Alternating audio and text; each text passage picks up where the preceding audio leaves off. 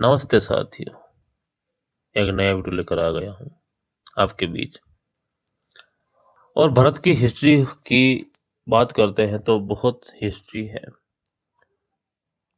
भारत के अलावा भी बहुत सारे कंट्रियों की हिस्ट्री है, महाद्वीपों की हिस्ट्री है। अब मैं बताना चाहूँगा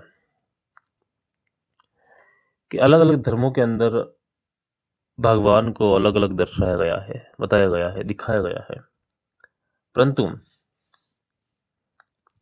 क्या हर धर्म के भगवान अलग है? अगर है तो फिर कैसे है और कौन कौन है? अब हिंदू धर्म के अंदर ब्रह्मा, विष्णु, महेश को ही तीनों लोगों का देवता का कहा गया है। तीनों लोगों का भगवान कहा गया है, बताओ। अब ये जो हिंदू धर्म ग्रंथ कह रहे हैं, अब कह रहे कि ये सारी सृष्टि की उत्पत्ति जो है वो तीनों देवता करते हैं।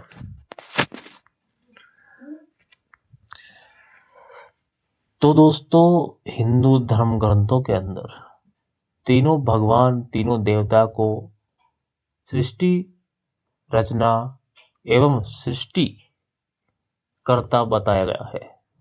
तो अगर हम एक चीज और देखेंगे कि अलग कंट्रियों के अंदर अलग धर्म, और भारत के अंदर भी कई सारे अलग धर्म हैं, तो उस धर्मों के अंदर जो तीन देवता है वो वहां उस धर्मों में क्यों नहीं है? वो लोग किसी अलग भगवान या किसी अलग देवता को मानते हैं, ऐसा क्यों है? इसका अर्थात ये होता कि हर धर्म के देवता अलग है, हर धर्म के भगवान अलग है। क्या ऐसा है? और अगर ऐसा है तो फिर इस मंडल में, पृथ्वी नगर में, आप देखो तो कई सारे धर्म है, कई सारी कंट्रियां हैं, और कंट्रियों के अंदर कई अलग अलग प्रकार के धर्म है। तो फिर ऐसे तो कई सारे देवता हो जाएंगे, कई सारे भगवान हो जाएंगे, सभी के अलग अलग कर्ता हो जाएंगे। तो फिर हिंदू धर्म के अंदर तो ऐसा बताया गया है कि मानव की उत्पत्ति के लिए ब्रह्मा जी ये शख्स है कि ब्रह्मा जी ने ही उत्पत्ति करी है मानव की। तो फिर अगर कोई और ग्रंथ पढ़ेंगे तो उसके अंदर तो फिर मानव की उत्पत्ति कोई और देवता या और कोई भगवान, ईश्वर, अल्लाह, गॉड फादर, जो कोई भी हो, वो बताया गया है वहां। तो फिर ये कितना कंफ्यूजन है, लोग इन चीजों को कितना बांट रखे हैं। जिस तरह से धर्म बना रखे हैं और धर्म के अंदर जो लोग बने हुए हैं, जातियां बनी हुई है, धर्म बने हुए हैं, उसी तरह भगवान को भी लोग बांट दिए हैं कि हमारा भगवान ऐसा हो सकता है, हमारा भगवान वो है। ये कितना गलत हो सकता है? सबको किसी एक चीज ने बनाया होगा और वही कुछ सब कुछ का एक हो सकता है। परंतु दोस्तों, आज का हमारा टॉपिक ये नहीं है कि धर्म क्या है, ईश्वर क्या है, भगवान क्या है। आज हमारा टॉपिक वही रहने वाला है। पिछले कुछ वीडियो जो मैंने बनाए हुए हैं, वही जो वीडियो है, वही जो कथा है शिव की, वो अधूरी है, तो उसको आज पूरा किया जाएगा। और वीडियो बहुत ज़्यादा लंबा होने की वजह से मैं एक ही वीडियो में सारी कथा को नहीं बता सकता हूँ, इसीलिए पार्टों में डिवाइड कर दिया गया है। तो 4 नंबर वीडियो मेरा बन चुका था, आप लोग मेरे चैनल पर जाकर देख सकते हो कि ऋषियों ने शिवलिंग क्यों काटा। ठीक है, और जो कथा चल रही है, जो बातें चल रही है, वो शिव महापुराण से ही उठाई गई है। सारी सारी बातें शिव महापुराण के अंदर जो बात लिखी हुई है, वही आप लोगों को सुनाया जा रहा है। अगर आप लोगों को यकीन ना हो तो आप लोग शिव महापुराण उठाइए और उसके अंदर देख लीजिए।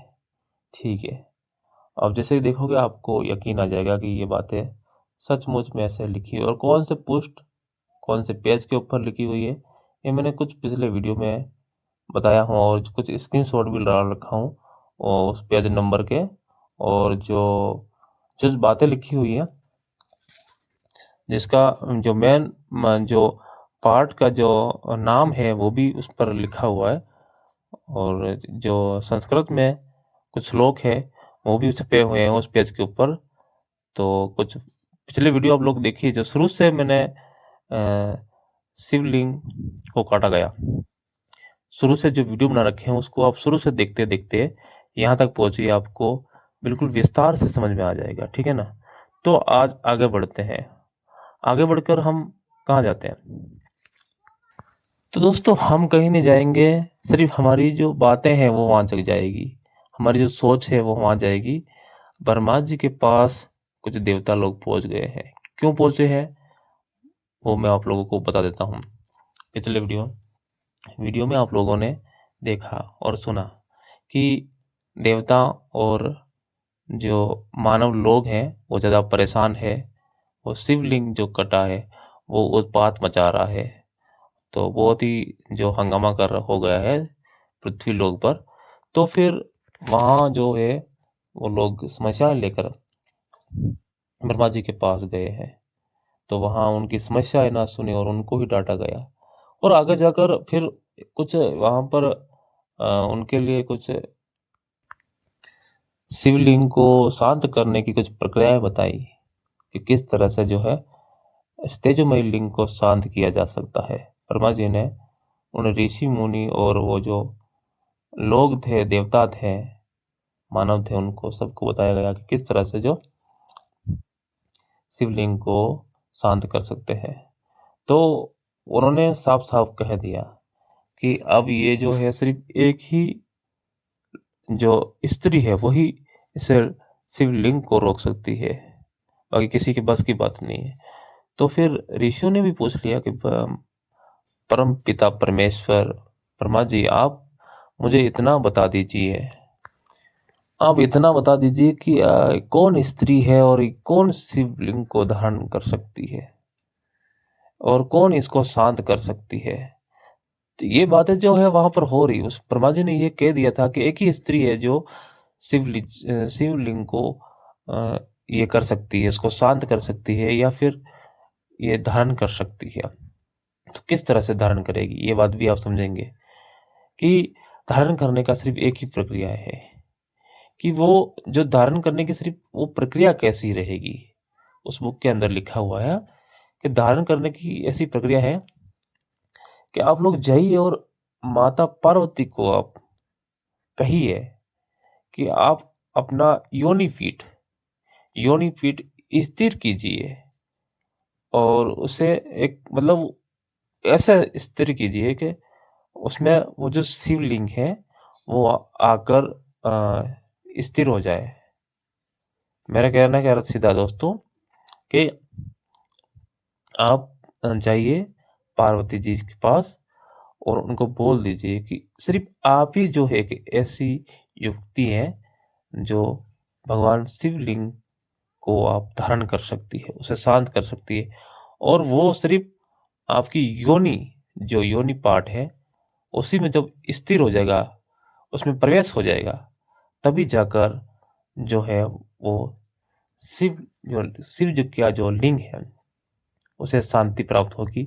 जो उसका तेजोमय, जो जिस तरह से तेजोमय है, उसके अंदर प्रकाश है, जो जिस तरह से उसमें पावर्स आ गई है, वो सारी की सारी उसके अंदर प्रवेश करने के बाद सारी की सारी पावर उसकी खत्म हो जाएगी और वो स्थिर हो जाएगा। मतलब वो कहीं भटकेगा नहीं, वो कहीं जाएगा नहीं, कोई घूमेगा नहीं, वो स्थिर हो जाएगा।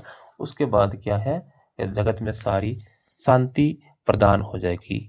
ये बातें उसमें लिखी हुई है। अब यहाँ पर देखो, ये धर्म ग्रंथों के अंदर इतनी गलत गंदी बातें होती है। किस तरह जो है एक महिला की योनि के अंदर जो जो लिंग है उसको प्रवेश किया जा रहा है, उसको प्रवेश किया जा रहा है, स्थिर किया जा रहा है। बताओ, तो ऐसी ऐसी बातें हैं। चलो हम आगे बढ़ते हैं और आगे फिर स्थिर होने के बाद फिर क्या होता है, क्या जो ब्रह्मा जी ने कहा है क्या वो पार्वती जी करती है या नहीं है, उनका आदेश मानती है या नहीं। ये तो सिर्फ बातें हुई है कि उन्होंने कह दिया कि पार्वती के पास जाइए और उसे बोलिए कि शिवलिंग को अपनी योनि पीठ पर में स्थिर कर लीजिए, उसे रोक लीजिए। तो ऐसा बोला है। अब पार्वती जो है क्या इस चीज के लिए एग्री है या ना है, तो वो बातें भी हम समझेंगे। दोस्तों, मैं एक बात और कहना चाहूंगा। बात कैसी है, देखो, जिस तरह से लिंग कट गया, अब यहां पर क्या हो रहा है कि ब्रह्मा विष्णु महेश, शंकर भगवान, मतलब महेश यानी शंकर भगवान, तो अगर इतने तीनों लोगों के वो भगवान है, ईश्वर है, इतने शक्तिशाली होंगे, तो फिर अगर एक ऋषि के हाथ को, मतलब एक ऋषि से श्राप के माध्यम से जो भगवान का लिंग कट गया, शंकर भगवान का लिंग कट गया, मतलब इतने कमजोर हो गए भगवान। बताओ आप भी, कैसी कैसी कहानियां गढ़कर शास्त्रों के अंदर डाल दी है, समझ नहीं आ रहा। आप खुद सोचिए कि वो तीनों लोगों के ईश्वर है, भगवान है, और कोई ऋषि जो श्राप लगा रहा है और भगवान का लिंग काट रहा है श्राप से, और फिर उसे वापस जब वो कट गया है धरती की ओर गिर रहा है, तो भगवान खड़े खड़े देख रहे हैं क्या? शंकर भगवान उन चीजों को देख रहे हैं क्या? उसको रोक नहीं रहे? भगवान के पास तो शक्ति है, तुरंत वापस शक्ति लगाते और सीधा उस लिंग, जो लिंग गिर रहा है उसको पकड़ पकड़ लेते और वापस लगा देते। क्या ऐसा नहीं होता? मतलब कट गया और खड़े खड़े देख रहे हैं, और वो जब शिव जो लिंग है वो उत्पात मचा रहा है, तब भगवान क्या कर रहे थे? खड़े खड़े क्या देख रहे थे? मेरा लिंग जो कट गया है वो अब पूरे संसार में जो है उत्पात मचा रहा है, आग लगा रहा है। तो फिर उस वक्त भगवान कहाँ चले गए थे? क्या वो मूर्छित मूर्छित हो गए थे क्या, या कहीं सो गए थे, या बेहोश बेहोश हो गए थे? तो उस समय की बातें जो है कौन बताएगा? अब जो कोई मेन पॉइंट की बातें हैं जो बता रहा है, फिर उसके जो इर्द गिर्द जो बातें चल रही है उसको भी तो बताना चाहिए कि भगवान का साथ फिर क्या हुआ जब कट गया था शिवलिंग, शिव का लिंग। तो वहां पर ब्लड भी आए होंगे क्या? ये भी तो कुछ बताइए। क्या ब्लड आए थे? कितने आए थे? फिर तो भगवान शंकर को भी वहां पर खून की कमी हो सकती होगी। तो ऐसी जो बातें हैं वो क्यों नहीं बताई गई है? सिर्फ जो कुछ बातें हैं ऐसी बता दी गई है। तो आपको क्या लगता है ये कहानी कैसी सच हो सकती है कि इस तरह से जो है, जो तीन लोगों के जो भगवान है, देवता है, उनके साथ कोई ऋषि मुनि श्राप लगाकर ये प्राइवेट पार्ट काटा जा रहा है और खड़े खड़े भगवान देख रहे हैं? तो ये कैसी, मतलब कैसी बातें हैं क्या? किस तरह से जो कल्पना वाली बातें बना रखी है, आप खुद सोचिए। चलो आगे बढ़ते हैं। और आगे क्या हो रहा है? क्या पार्वती ने जो है शिव जो लिंग है उनको स्थापित किया है अपनी योनि में, या नहीं करती है? क्या बोलती है? जरा उनकी बातें भी जरा हम लोग सुनेंगे। दोस्तों, मुझे एक बात और याद आ गई कि मैं पार्वती ने इसको स्थिर किया है, स्थापना की है, वो तो बात मैं आपसे करूंगा। परंतु मैं एक बात और भी आप लोगों से कहना चाहूंगा कि जिस तरह से शिवलिंग कट गया था, उसके बाद वो चारों ओर घूमने लगा, वो तीनों लोगों के अंदर गया था, और जहां जा रहा है वहां आग छोड़ रहा है, मतलब उत्पात मचा रहा है, इतना हाहाकार मचा रखा है, आग ही आग जल रही है। इतना खतरनाक जब ये शिवलिंग हो गया था, तो फिर वो जो शिवलिंग, आज भी लोग उस शिवलिंग को पूजते हैं। तो फिर आज उन शिवलिंगों को पूजा जाता है, आज ही शिवलिंग को लोग मानते हैं। तो उस समय जब शिवलिंग को काटा गया था, इतनी शक्ति उसके अंदर, इतनी पावर थी, तो इतना वो आग, मतलब फेंक रहा था तीनों लोगों के अंदर, और जो उसके रास्ते में आ रहा था वो जल के राख हो रहा था। तो फिर अगर वही शिवलिंग यहाँ भारत के अंदर जब कोई मंदिर में स्थापित किया गया था, लोग उनको मानते थे।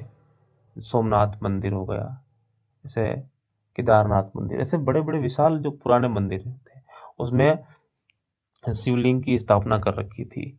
और जब कर रखी थी तो कुछ टाइम पहले, मतलब कुछ सालों पहले, जब ऐसा समय आया था कि युद्ध चले थे भारत के अंदर, भारत पर आक्रमण हुआ था, तो उस समय जो है शिवलिंग को भी तोड़ा गया था और उनके मंदिरों को भी तोड़ा गया। तो फिर उस समय वो शिवलिंग की जो शक्ति थी, वो पावर थी, वो कहाँ चली गई थी? क्योंकि उसको ठंडा तो आज भी लोग करते हैं।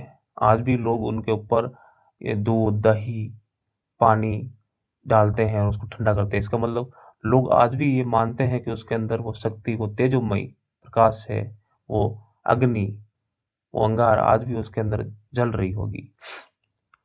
तो उसी माध्यम से अगर लोगों का सोचना ऐसा है कि आज ही उसके अंदर शक्ति है, तो फिर जब कुछ आक्रमणकारी लोगों ने शिवलिंग को तोड़ा गया, तो फिर वो शक्ति उसके अंदर कहाँ गई थी? क्या वो शक्ति नहीं निकली? क्या उस समय उसके अंदर पावर नहीं थी जो उन लोगों को भस्म कर दे? या फिर जो इतने लोग आए थे भारत के अंदर, जो आक्रमण कर रहे थे, तो उस समय जो है शिवलिंग उन लोगों के ऊपर प्रहार क्यों नहीं किए थे? क्यों नहीं आग फेंका था और आग में सबको जला कर राख किए थे? बताओ, कहाँ गई थी वह शक्ति? तो इसका अर्थार्थ कहाँ जाता है? इसका अर्थार्थ सीधा यही जाता है कि वो कुछ कहानी हो सकती है, कुछ काल्पनिक ऐसी कहानी जो सिर्फ मन गढ़ंत से अपने दिमाग और मन से इस चीज़ों को बनाया गया हो, बल्कि ऐसी कुछ शक्ति नहीं हुआ करती थी। हाँ, ऐसा हो सकता है।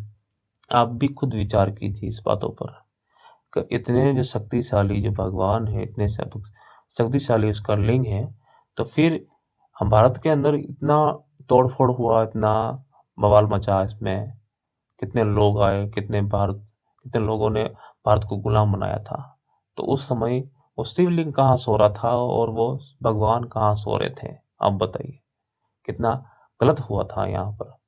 फिर आज लोग जो है इनको मानते हैं इतनी श्रद्धापूर्वक से, तो बताइए आप, ये तो कितना गलत है ना। और इतनी सारी जो काल्पनिक कहानियां जो है लोग अपने सीने में दबाए बैठे हैं और उन्हीं को, उस कहानियों को ही रियल मानते हैं, रियल हिस्ट्री मानते हैं कि ऐसा कुछ सब हुआ होगा। तो उन चीज़ों को भी मानना पड़ेगा। अगर इस कहानी को अगर लोग सच मानते हैं, तो ये भी तो मानना पड़ेगा कि भगवान शिव के मंदिर को तोड़ा गया, लिंग को तोड़ा गया था। तो फिर उस समय जो है कहाँ गई थी सब शक्ति पावर? बताओ। उस समय वो 33 करोड़ जो देवी देवता है, या 33 प्रकार के जो देवी देवता है, वो कहाँ चले गए थे? क्या वो सब सो गए थे? तो मैं बातों को घुमाना नहीं चाहता, बात यहीं पर करेंगे, शिव महापुराण की ही करेंगे। आगे चलकर हम बताएंगे कि क्या जो है पार्वती ने शिवलिंग को स्थापित किया या नहीं किया। तो दोस्तों, आप बातों को समझ गए होंगे। जो पार्वती ने जो स्थिर करना चाहेगी, वो करने से पहले दोस्तों आप लोग इस वीडियो की तरफ देखिए। वीडियो बहुत बहुत ज़्यादा लंबा हो रहा है, तो मैं कुछ न ऐसा करते हैं कि कुछ कहानी जो है, कुछ जो इसमें पार्ट बचे हुए हैं, उसको डिवाइड करना चाहिए। और जो कथा चल रही है उसको मैं डिवाइड करना चाहूँगा, क्योंकि अभी 18 या 19 मिनट का जो वीडियो है बन चुका है। तो मैं आप लोगों से बस यही रिक्वेस्ट करूँगा कि आप लोग इस बातों को समझिए और विस्तार से समझिए। मोहम्मद गजनी जब भारत पर आक्रमण किया था, सोमनाथ मंदिर पे बैठे हुए शिवलिंग को टुकड़े किए थे शिवलिंग के, तो उस समय उन्होंने, शिवलिंग ने आग क्यों नहीं फेंकी? क्यों नहीं उसकी सेना को जलाया गया था? क्यों नहीं मोहम्मद गजनी को जलाकर राख किया? बताओ। अब कितनी झूठी यहाँ पर बातें साबित हो जाती है कि जो कुछ कहानियाँ, जो कुछ कथा लिखी हुई है, वो सब कुछ गलत साबित हो जाती है यहाँ पर। तो चलो दोस्तों, आप इस इतनी देर तक इस वीडियो के साथ बने रहे उसके लिए बहुत बहुत धन्यवाद, और मिलते हैं अगले वीडियो में।